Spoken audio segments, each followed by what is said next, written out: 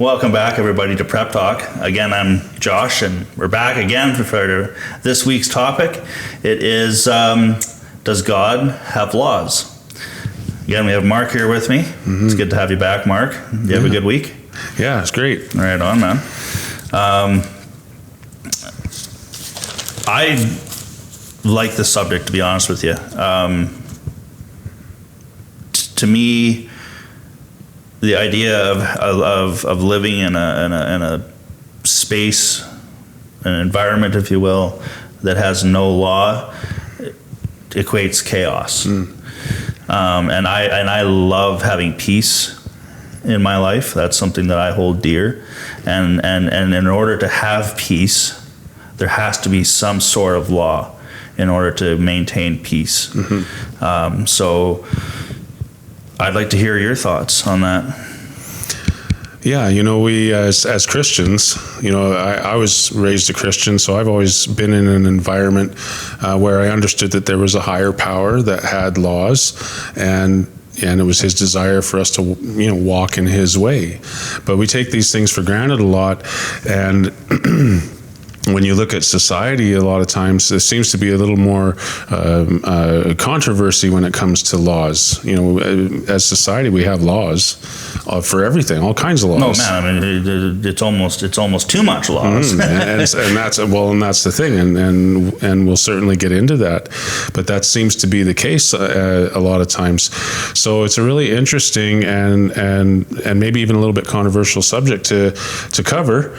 But as usual, we like to go and see what our people that we interview, not in the church, we're outside on the streets, and we're just trying to get some regular Joes raw opinions from people, and it's always really interesting the interactions that we have. And I enjoy them, actually.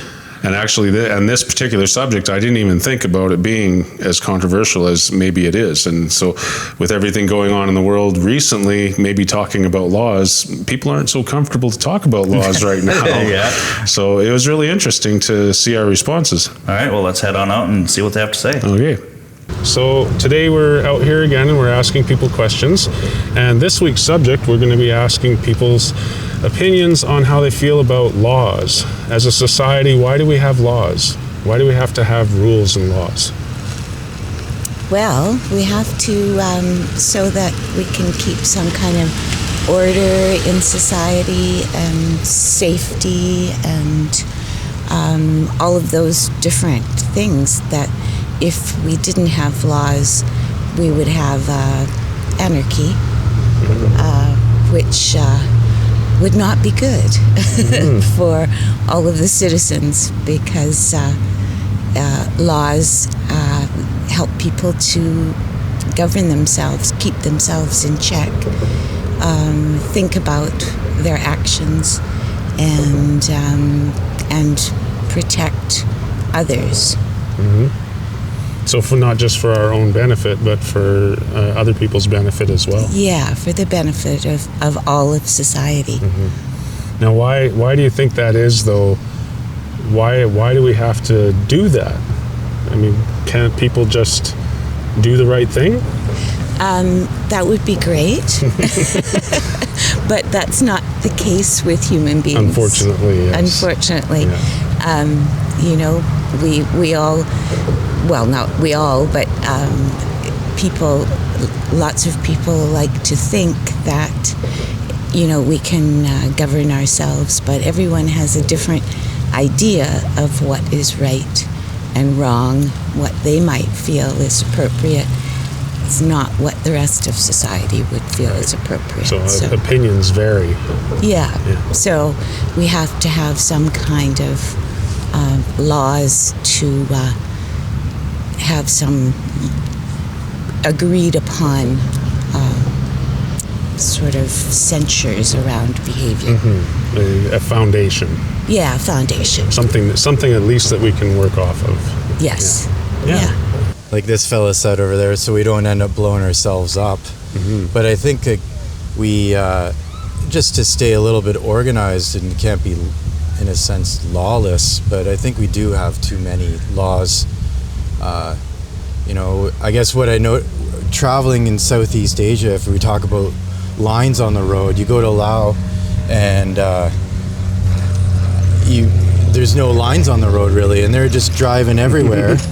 But it all works together. But then you go over to Thailand, and then they put a dotted white line on the road, and then that's when you start to see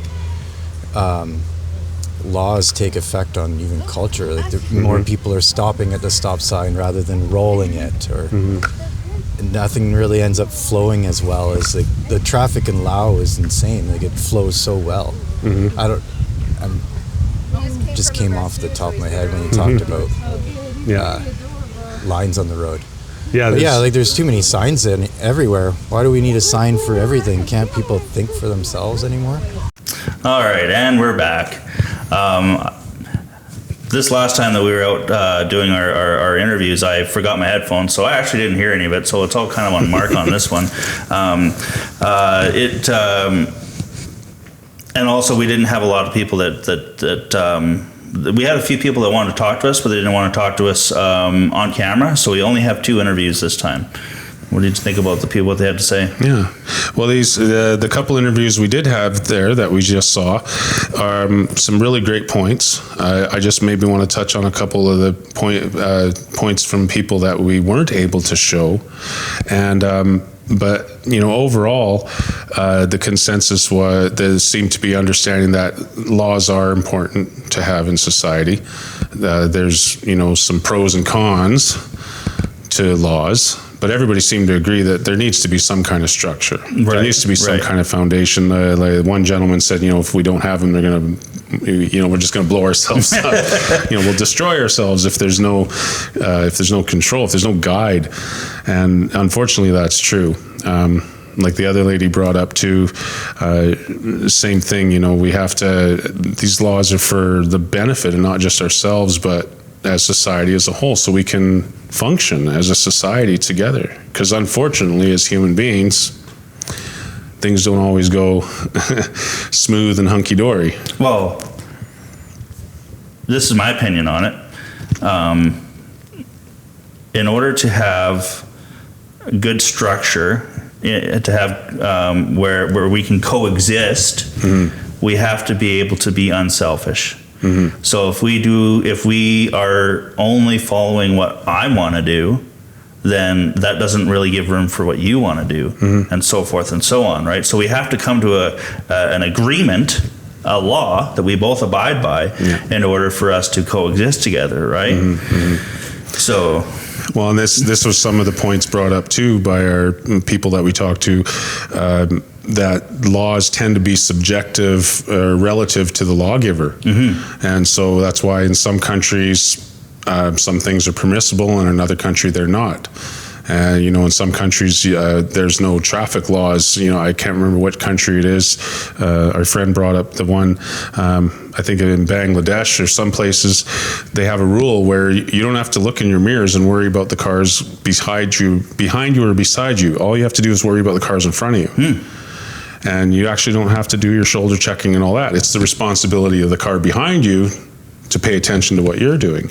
And it actually seems to function pretty good with the amount of cars they have on the road. It's amazing how it works. Abiding by that rule. They're all on the same page. Yeah, then it's going to work, right? But it's a different law. If some people tried to do that here and some people... No, there'd be mass accidents. It wouldn't work. So that's a really good point, that there has to be a consensus. People need to operate on the same page, whatever the law is. Yeah, exactly. Otherwise it doesn't work. Yeah. So a lot of people made some really good points. Probably one of the biggest con point, though, I think that was brought up, was that it's because of our human nature, it's possible for the lawgiver to become power hungry or biased, or or writing laws to better them and not you, right? To benefit them or their parties, or for whatever reason, whether it's money or whatever. And we've seen this happen not just recently; we've seen it happen all through history. It's a whole historical record of laws are great and we have this order and function, but it invariably always gets exploited. And so, laws are necessary, but it has its downsides too. But so wouldn't it be nice, though, if we had a benevolent lawgiver who had our best interests in heart? I think so. Well, and of course we believe we do. Well, and that's what brings us into the next part. Yeah. So we have a few questions here that we've written down. And the question number one is, did God's law exist before Sinai? Yeah, and that's a really good question, because when we think about God's law, we think 10 Commandments. And when we think 10 Commandments, we think Mount Sinai. And a lot of people make the mistake of thinking then that, oh, but those laws were only for Israel. But it's really interesting, because if we look at the Bible, there is actually evidence that those laws actually were already in place long before that. In which case then God was just solidifying them, literally on stone. Well, at this point, he was working with a specific nation, right? So he was treating his existing law. He was putting it into a national type thing, right? Because there was other nations and they all had laws, and so he was just treating his law like towards a nation. So that's why he put it the way he did at Mount Sinai. But the idea that God actually had laws before that is totally in the Bible. Oh, absolutely. And I think the obvious one right off the get-go is the fact that he told Adam and Eve, don't eat from the tree of knowledge of good and evil. That's a law. Right? So clearly God, even before sin entered the world, had laws. A lot of people think, well, these laws were just there because of everybody was so sinful. But even before there was sin in the world, God had a law. He said, don't eat from the tree of knowledge of good and evil. They did. They broke the law. So that's just that one, but there's lots now. Think about later in the story. They had two sons, Cain and Abel. And as the story goes, Cain, the younger brother, out of jealousy, ended up murdering his older brother. Well, here we have the first murder recorded in history, and it was a crime, and Cain was punished for it. So clearly, God must have had a law, even at that time, that said, thou shalt not murder. Yeah, he just didn't have it written down.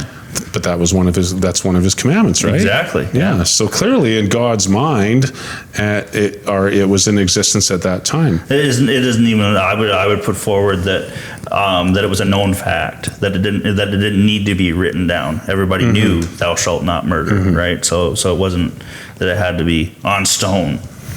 Yeah, and you think about the audience at that time. We're talking Adam and Eve and Cain and Abel. Yeah, so we're talking maybe four people. Maybe some daughters or something. Yeah, and whatever daughters happen to be, and so we're talking a very small number of people in a close knit family, and so just like any parent with their children, there's household laws, and we don't always write them down for our children, especially if the children can't read.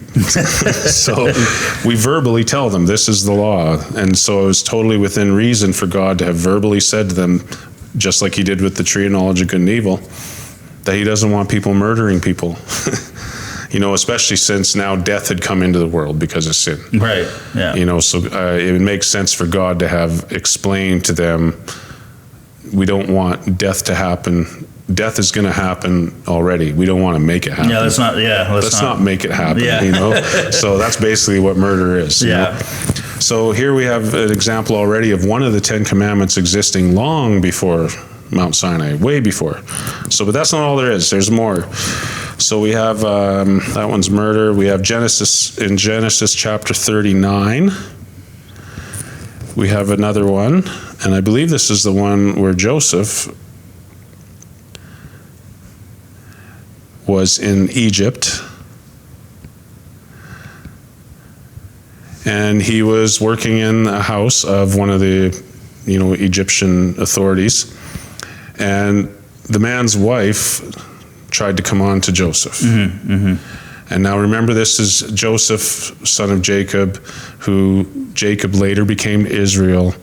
So we're talking at least 400 years before Mount Sinai. Yeah, at least, yeah. And here we have Joseph in there, and this guy's wife's coming on to him, trying to get him to have relations with her. And Joseph says this remarkable thing. And he says to her, I cannot do this wicked thing against God. Yeah. He denies her. He says, no, I can't have relations with you're this other guy's wife. Yeah. I cannot do this wicked thing be against God. Yeah, it wasn't against Potiphar. Wasn't against Potiphar or the Egyptian law. Yeah, it was against God. It was against God. So Joseph, for some reason, somehow understood that committing adultery was against God's law, Yeah. which is, of course, another one of the 10 Commandments, right? Yeah. So then we have another one in Genesis 35, actually a little bit before. This is the time of Jacob. And Jacob's growing in his relationship with God, and he's trying to instruct his family in all those matters. And so he says here to his family, he says, this is in Genesis 35, verse 2. And Jacob said to his household and all who were with him, "Put away your foreign gods that are among you, and purify yourself, and change your garments, and let us arise and go up to Bethel, and I will make an altar there to God." And so here, Jacob understood that having foreign gods in your life was contrary to God's wishes. Yeah. And so there must have been a law. Somehow Jacob understood there was a law against worshiping and honoring other gods. And of course, again, one of the 10 Commandments, 400 years before Sinai was written. And so then another really good one, we can back up even before Jacob. We got Abraham, Isaac, and Jacob. Those are known as the patriarchs. In Genesis 26:5, it talks about Abraham being such an amazing follower of God because he obeyed all of God's commandments and statutes. And so here he's talking about Abraham obeying God's commandments. Well, now this makes sense why Joseph and Jacob would understand these things, because Abraham was a commandment keeper. So Abraham understood that there's certain things that God has that he doesn't wish for us in our life. And he expressed them to Abraham in whatever way. But Abraham understood that you don't have adultery with other people's wives. You don't worship other gods. You don't murder people. You don't know. He understood these things, and he clearly passed them on to Jacob, who passed them on to Joseph, and they understood these. So there's lots of evidence like this that God's law did in fact exist long before Sinai, and even existed from creation. Well, if I may, I believe that God's law has existed for all eternity. It's never changed. And we see that in the fall of Lucifer. Yeah, absolutely. If you go back into the War of Heaven, that was actually another breaking of one of God's commandments in Lucifer's heart, because he was covetousness, right? Yeah, he was coveting God's spot. God's position. He was coveting God's authority, and he wanted to steal it for himself. So he was breaking commandments all over the place. Yep. And this was in heaven. So there's lots of evidence to understand that, yeah, God's law has been existing, absolutely. And of course, we have the fourth commandment as well, which God, remember the Sabbath day to keep it holy. Before sin entered the world, even God, on the seventh day of creation. Yes, he rested. He rested, and he blessed and sanctified and made that a holy day. So, and then in the commandment, he says that's why we have this commandment. We have this commandment because God rested on the seventh day from his creation and all his work. And he asked us to remember it. And of course, that's the real test one too. Just the wording of the fourth commandment says, remember the fourth commandment. Well, why would he tell you to remember something if it didn't exist before? Yeah. Or if it wasn't relevant, or if it was to change, or any of these things, right? So I guess that brings us to question number 2 then. Why do we obey God's law?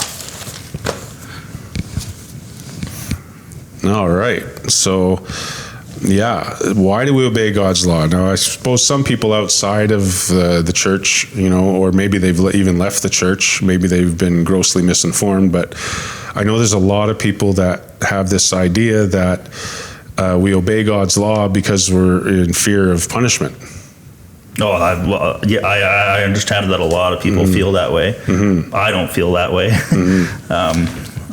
I see it as a safety net. Again, it goes back to my comment earlier about how can I coexist the best with you. Well, following God's law allows me to coexist the best with you. If we're both following the law, we're going to coexist the best, which is conducive to everlasting life. Well, like we said with the traffic laws, if everybody was on the same page, it actually works. It actually works as long as everybody has that same understanding. It's when you have a difference of opinions on things, then all of a sudden it doesn't work so well. Exactly. And so it's the same. It's the same with God's law. God's law is for everybody, just not a certain group. And so when people are doing it for the right reasons, for the foundation, for order, for the betterment of ourselves and our fellow mankind, if everybody's on that same page, then it works. It functions. Well, if we believe that God's law is ultimately the law of love, if we're loving each other, we're ultimately worrying about your well-being, your health, your goodness, all these things, right? And so we are actually keeping God's law by loving is what I'm trying to get at. Yeah. Well, and as a parent has children too. Like I asked the one gentleman if he had kids, and do you have laws for your kids? Yeah, absolutely. So we give our laws to our children, not because we're trying to strike fear into them, not because we want our kids to think that we're going to, eliminate them. What parent would do that? I sincerely hope no parent would do that. But, the laws that we give our children is for their protection. It's for their benefit, for their well-being. And it's because we love them. And so, it's logical that God would be of that same mindset, right? So it says here in 1 John 5:3, it says, by this we know that we love the children of God when we love God and keep his commandments. For this is the love of God, that we keep his commandments, and his commandments are not burdensome. So when you're doing things for the right reasons, it's not a burden. It's not stress. And it's the same thing for like a speeding law. If you want to go out there and speed and race and pass people and drive like a maniac, then the law of the speed limit is very burdensome because it's taking away your fun. I would even like to point it in a different way, if you don't mind, and that is, okay, let's say you're married, and you have to do the dishes or something. You don't really, who really wants to do the dishes, right? I know I don't really like to do the dishes. I'll do them because they got to get done, but I'm not excited to do them, right? But if you want to show that you love your wife, you're going to do something for them, and it's not going to be a burden because you're trying to show them that you love them. So it just becomes, a labor of love. I use that term in things that I do that I, don't always enjoy, but it gets to an end result that I like. So it's a labor of love, right? Yeah. So it's not burdensome, No. Yeah, and so I drive down the road at the speed limit like a civilized human being, not because I'm afraid of getting a ticket. I do it because I care about the other people on the road. You care about their safety. So it's really just about where your mindset is at. It's not about the law. It's about where your heart is in doing the law. So like John says, it's love. It's an expression of love. So Matthew 7:12 gives us another really great principle, which actually one of our interviewees brought up. Matthew 7:12, he says, if you then being evil, we all fall short of the glory of God, right?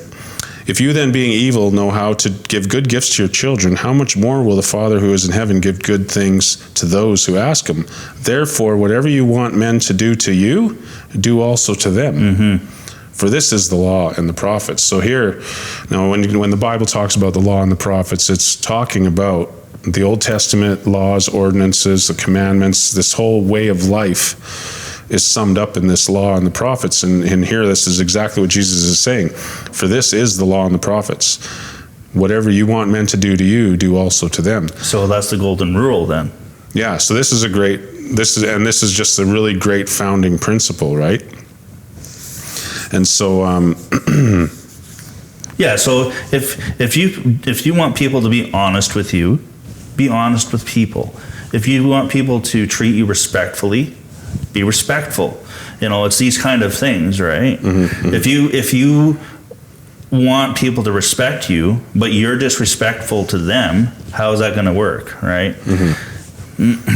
So even in just to reinforce this principle even more, because people try to separate the New Testament from the Old Testament, and so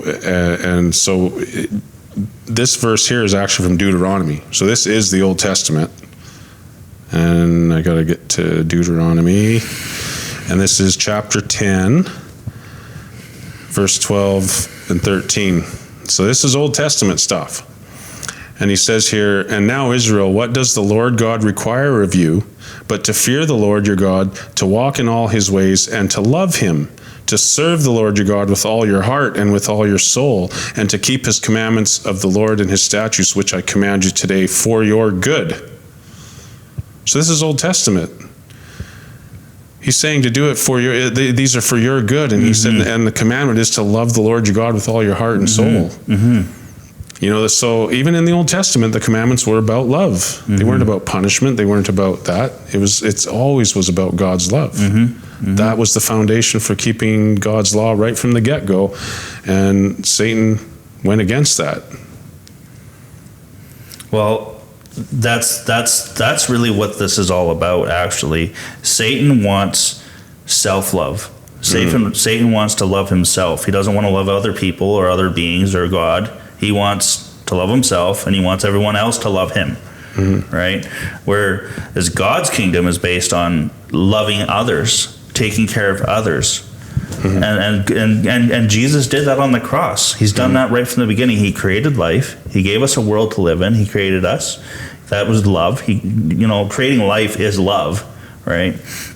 And then when that life that fell away from following his law, what did he do? He went and died on the cross to save that, right? So do you think Satan's going to go and die on a cross to save or to show his love to his creation? I don't think so. So does that bring us to our next point? Are we? Yep. So our next point is, was God's law changed at the cross? Yeah, so like I said in the previous question, there's that principle of do unto others as you'd have do unto you. And we can take that principle a little bit further here, again in Matthew. And we're going to go to chapter 22, verse 37 to 40. And we're going to build on that a little bit here. Jesus said, "You shall love the Lord your God with all your heart, with all your soul, and with all your mind." And we just read that in Deuteronomy. So here Jesus is reiterating that. This is the first and great commandment. May I make a point of that? So if he's quoting Deuteronomy, he's actually saying that the Old Testament is still valid.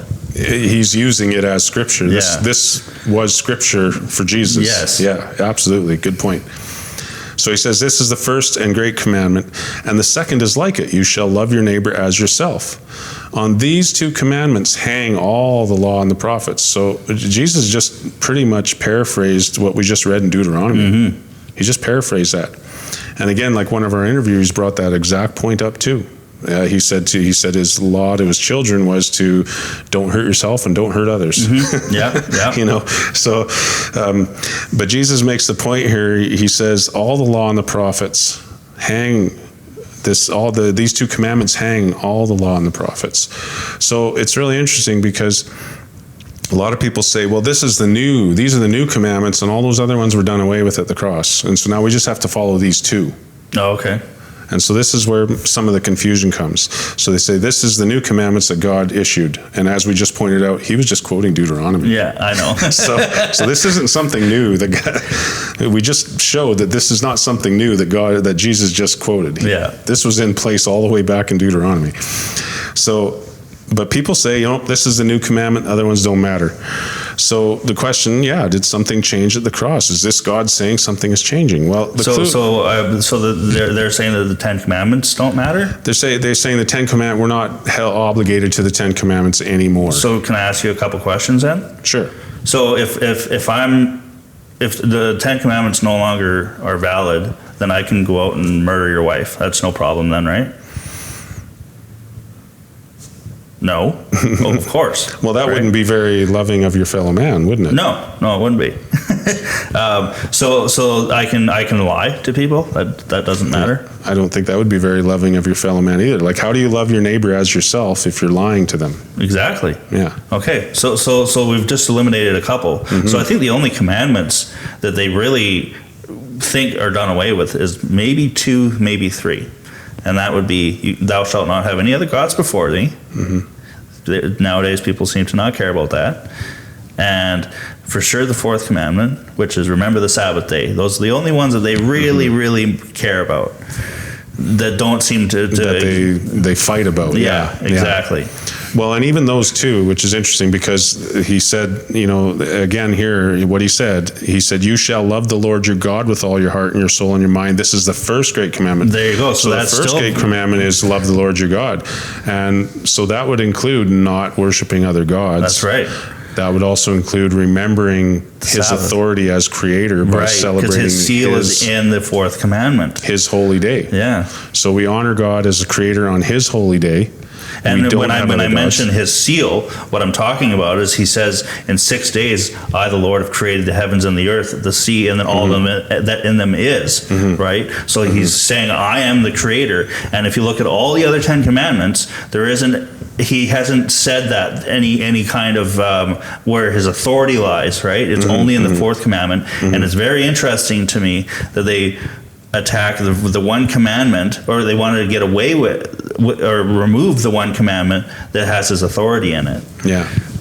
Yeah.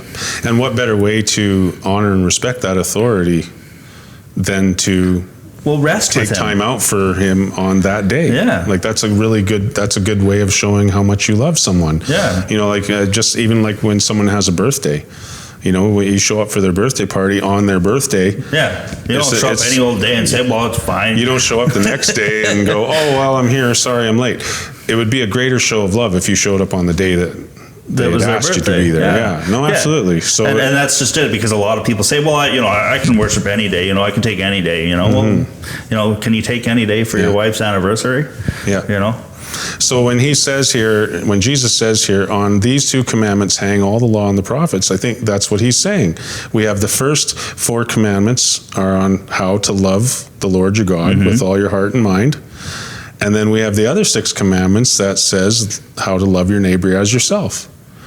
So for people to say that, well, no, those don't matter, but these 2 do, is really, it doesn't jive. Yeah, it doesn't work. It doesn't, because the way that you love God and the way that you love your neighbor are those things. Yes, exactly. So you can't do both. Yeah. So there's where the confusion comes from. Well, before I go into that, just to give some more evidence about the commandments still being in place in the New Testament, because that's the argument. Oh, well, only these apply. Well, we have lots of other writings, and James, this was actually Jesus' brother, who became a very big leader in the church. And so we can go to James, and we can look at some of the writings that he writes. And of course, this is 40 years after Christ, give or take.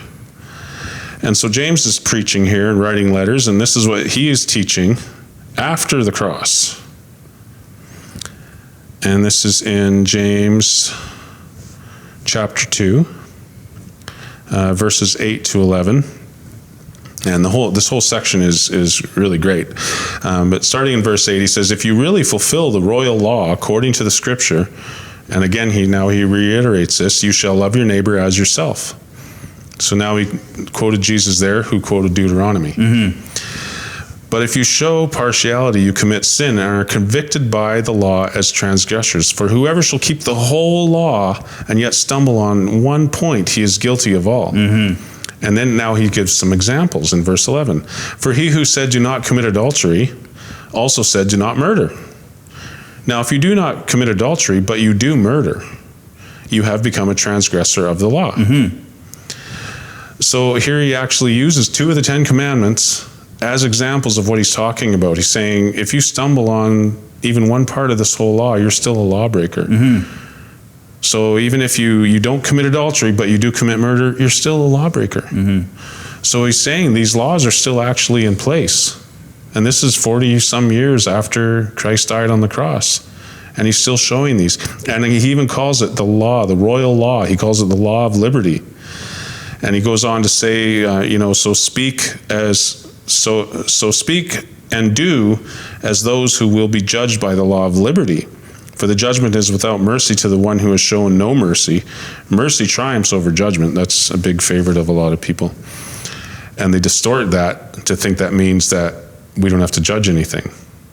That's not true. But that's not what he just said. Like, he's saying here that so do as those who will be judged by the law of liberty. So God's law is still the basis for judgment. But it's God's law that's the basis of judgment, not ours or our interpretation of it. So the way James is talking is that this law is still very, very much real and valid and part of our life. Jesus made a point too when he was warning of the future destruction of Jerusalem, and he said to his followers, who were not just Jews but Greek as well, he said, "Pray that your flight is not on the Sabbath." And he was looking ahead into the future. After he died on the cross, Jesus still expected the fourth commandment to still be a valid thing. Yeah. Right.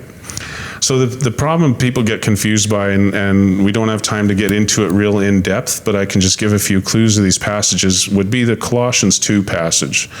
And that's the one that says that when Christ died on the cross, he nailed the law to the cross and did away with it.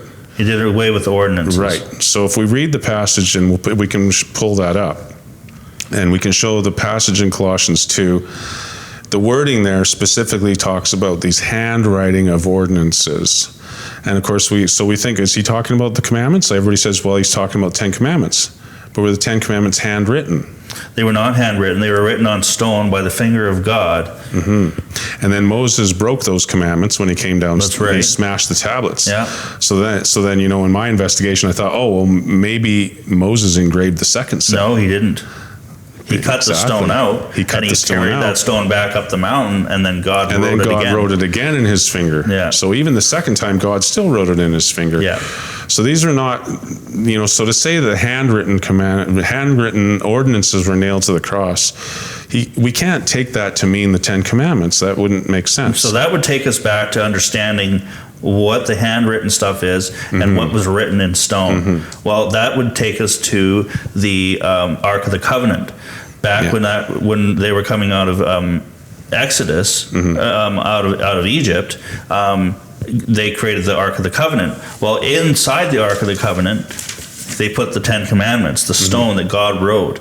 And then on the outside of the Ark, Moses put the handwritten ordinances. And so they cover a lot of the ordinances that Moses wrote down. And those were all feasts and stuff to do with pointing towards the cross. Yeah. Right? Yeah, because the feasts all had a sacrifice connected with them. Right. And so this was all about the ordinance of the sacrificial systems that were pointing, to Christ being that Lamb of God. Right. Well, once Jesus was crucified, and then they rent the covering between the holy place and the most holy place, well, then therefore those ordinances pointed to nothing anymore. There was no need for them anymore. Right.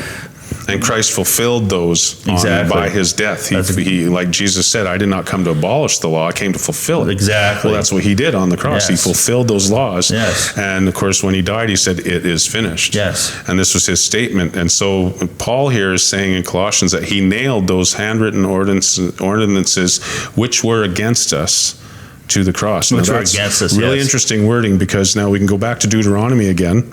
And it's to actually Deuteronomy chapter 34, and you can read through that part, and he uses that exact same wording when he talks about putting the handwritten ordinances on the outside of the ark. And he instructed Moses to put it on the outside of the ark, and he said, as a witness against you.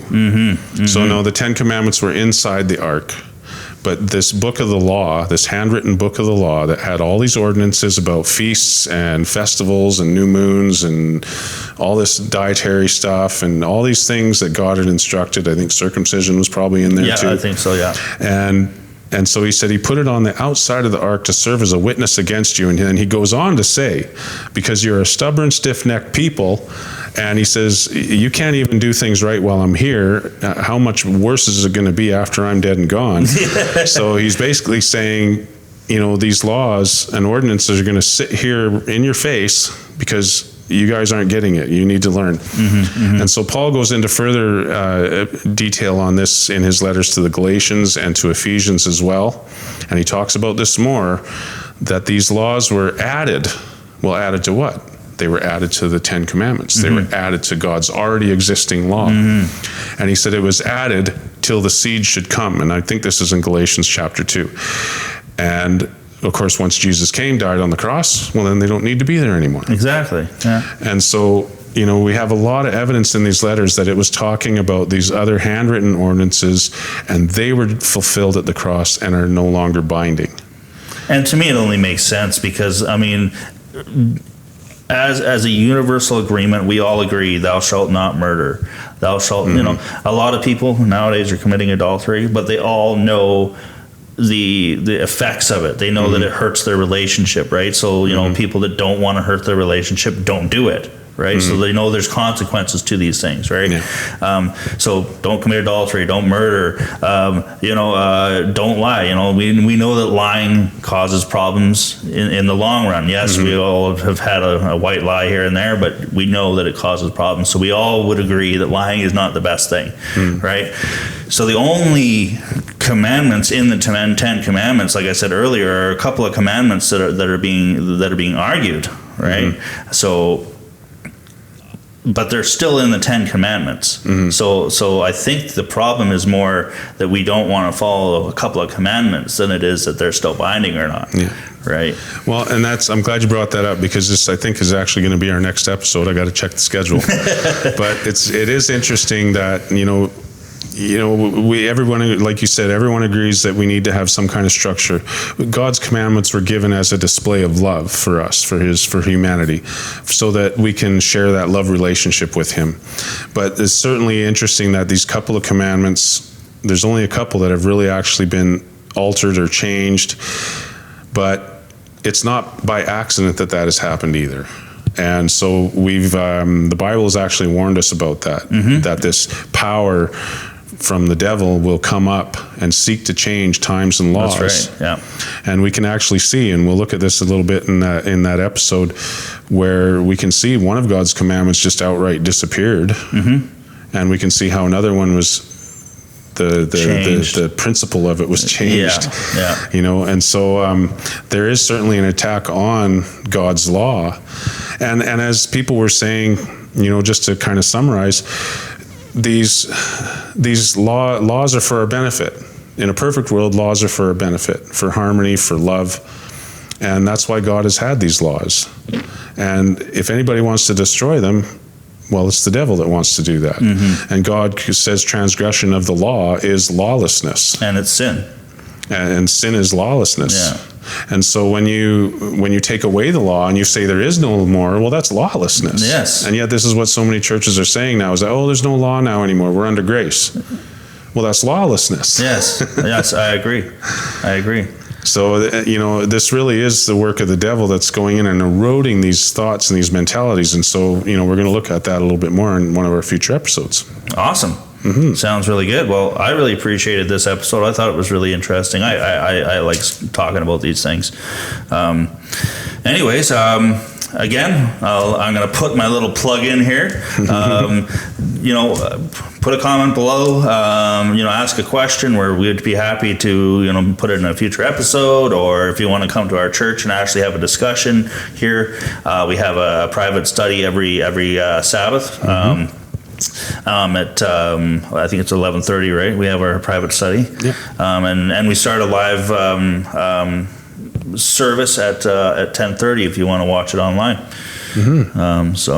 I just really pray that these episodes are blessing people, and if you know somebody that wants more information on this topic, share this with them.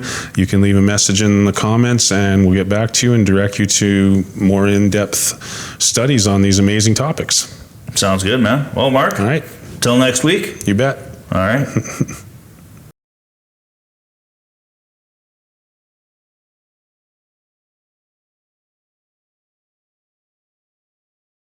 Join Nelson Adventist Media on YouTube, Rumble, and Facebook for good sermons, praise time, prep talk, testimonies, health segments, and more.